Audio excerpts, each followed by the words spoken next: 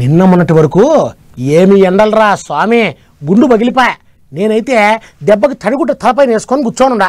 వర్షాల కోసము పూజలు చేసినట్టు ఎండలు తగ్గాలని కూడా దేవుడికి పూజలు చేయాలన్నా ఎట్టా అనుకున్నా. కానీ అంతలోనే సూర్యుడు కాస్త చల్లబడినాడు. గ్రహణం తర్వాత రొంత వీక్ అయినట్టున్నాడు సూర్యంబాబు. అందుకే మధ్యలో వరుణుడు ఫామ్లోకి వచ్చేసినాడు. మన కోసము చల్లని కబురు తెచ్చేసినాడు. నిన్న మొన్నటి దాకా ఈ ఎండ చల్లగుండా కొచ్చిన కాడికి చాలు గాని ఓ డల్లు పడితే బాగుండు అని అందరూ అనుకున్నారు.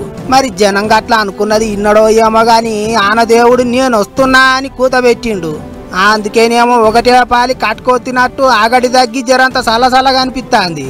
వచ్చే 5 దినాలల్లో ఆదిలాబాదు, కొమరంభీం, ఆసిఫాబాదు, మంచిర్యాల, నిర్మలు, నిజామాబాదు, జగిత్యాల జిల్లాల దిక్కు గాలి పెట్టుకుంటా ఉరుములు మెరుపుల నడుమ ఆనలు పడతాయి అంటున్నారు వాతావరణం అధికారులు.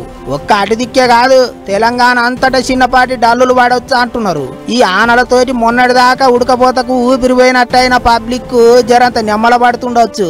పోయిన తాప కంటే ఈ 7 ఎండలు ఏగిచ్చి దంచుతున్నాయని అనుకున్న యాళ్లకు ఆన చినుకులు పడుతోటి వాతావరణం సుత ఒక్కటే పాలి మారిపోయింది.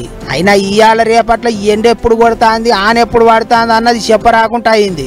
మొత్తానికి 12 తారీఖు సంధి 18 తారీఖు దాకా చినుకులు పడతాయి అంటుర్రు. ఎండ సుత బిస్పదిప్పినట్లయి కాక తగ్గొచ్చు అంటుర్రు.